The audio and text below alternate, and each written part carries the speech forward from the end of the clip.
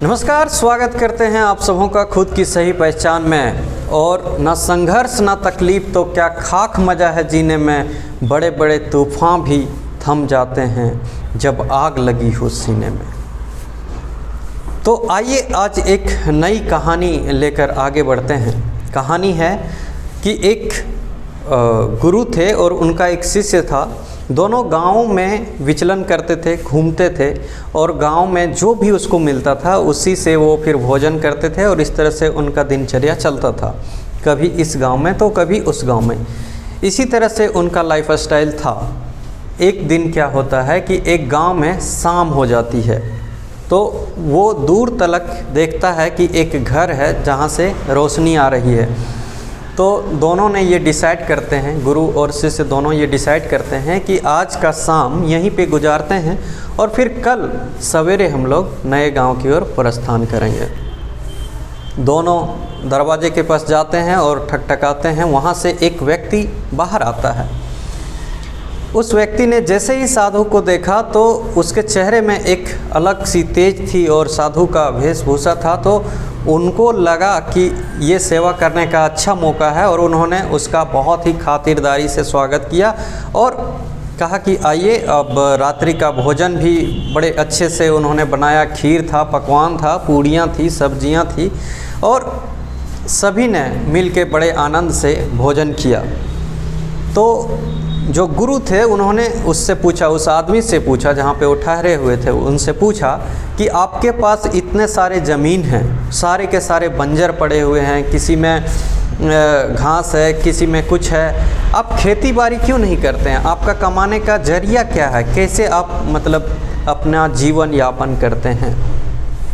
तो उस व्यक्ति ने बड़े नम्रता से कहा कि देखिए, हमारे पास एक भैंस है और ये भैंस लगभग 20 लीटर दूध दिन भर में देती है और इसी को हम बाज़ार में ले जाके बेचते हैं, कुछ खाते हैं और इसी से हमारा घर द्वार चलता है। और फिर सभी ने भोजन किया और सो गया। जस्ट 4 बजे सुबह हुआ होगा। जो गुरु थे उन्होंने अपने शिष्य को उठाया और कहा कि चलो अब यहाँ से चलना होगा। तो शिष्य थोड़ा लालची था, उसने कहा कि इतना दूध होता है, सुबह दही वगैरह खा के चलेंगे महाराज, इतना सुबह आपने क्यों उठा दिया मुझे? तो कहा नहीं चलो। दोनों अब शिष्य थे तो वो उन्हें डर भी लगता था कि ज़्यादा क्वेश्चन नहीं कर सकते वो अपने गुरु से, तो वो दोनों निकलने लगे। तब जो गुरु थे उन्होंने कहा कि एक बड़ा सा पत्थर लाओ। शिष्य को लगा क्या करने वाले हैं, बड़ा सा पत्थर लाया गया और चेला को, जो शिष्य था, उसको कहा कि इस मतलब कि जो भैंस है, दूध देने वाली भैंस है, इसको मार दो। तो चेला बहुत संकोच में था कि ऐसा क्यों करने जा रहे हैं। तो एक्चुअल में गुरु की आज्ञा थी और उसको करना था और ज़्यादा कुछ वो पूछ नहीं सकता था, तो उन्होंने उसको पत्थर से मार दिया और फिर दोनों वहाँ से चले गए। दोनों चले तो गए लेकिन शिष्य के दिमाग में ये बात खटकता रहा कि एक अहिंसा के पुजारी, जो शिष्य जो गुरु होते हैं, जो हिंसा को बढ़ावा नहीं देते हैं, उन्होंने इतनी बड़ी गलती कैसे कर दी? और ये दिमाग में उसकी बात बार बार घूमने लगी। खैर लगभग 2-3 बरस 4 बरस बीत गए। उसके बाद एक बार शिष्य अकेले उसी गांव की तरफ से जा रहा था, किसी काम से कहीं जा रहा था। तो उसने सोचा कि उस व्यक्ति से मिल लेते हैं जिस व्यक्ति का भैंस को मार दिया गया था। जब वो वहाँ पे गया, लोगों से पूछा तो लोगों ने बताया कि यही उनका घर है। अब वो घर नहीं था, बड़ा सा बंगला टाइप का बन गया था। चारों तरफ खेतों की हरियाली थी और बहुत ही उमंग भरा हुआ था उस जगह पे। तो उस व्यक्ति से मिला और उसने कहा कि कैसे हैं?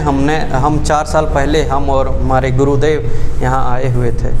तो उसने कहा जिस दिन आप लोग गए उसी दिन मेरी भैंस मर गई। मेरे पास एकमात्र जरिया था पैसा कमाने का, जीवन यापन करने का, वो जरिया भी मेरा ख़त्म हो गया।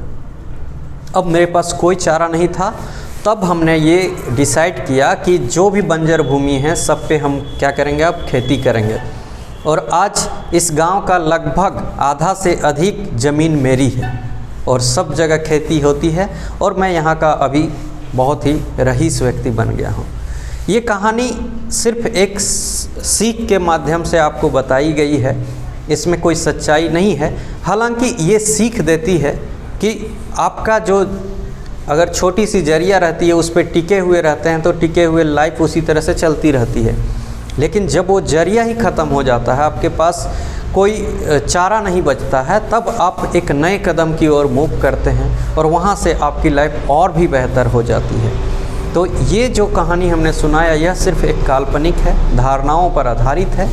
इसे हकीकत से ना तोला जाए और इससे प्रेरणा लिया जाए कि हम अपनी परिस्थितियों से कैसे आगे निकल सकते हैं। अपनी परिस्थितियों में अगर हम सेफ़ जोन में हैं तो हमें सेफ़ नहीं समझना है, क्योंकि दुख और सुख का आना जाना कंटिन्यूअस लगा रहता है। तो अगर अभी हम सुख हैं तो आगे दुख होंगे ही, इसकी तैयारी के लिए हमारे पास पूरी प्लानिंग होनी चाहिए ताकि हम उसको पिकअप कर सकें, उसका टैकल कर सकें। धन्यवाद, आप सबों का बहुत बहुत धन्यवाद।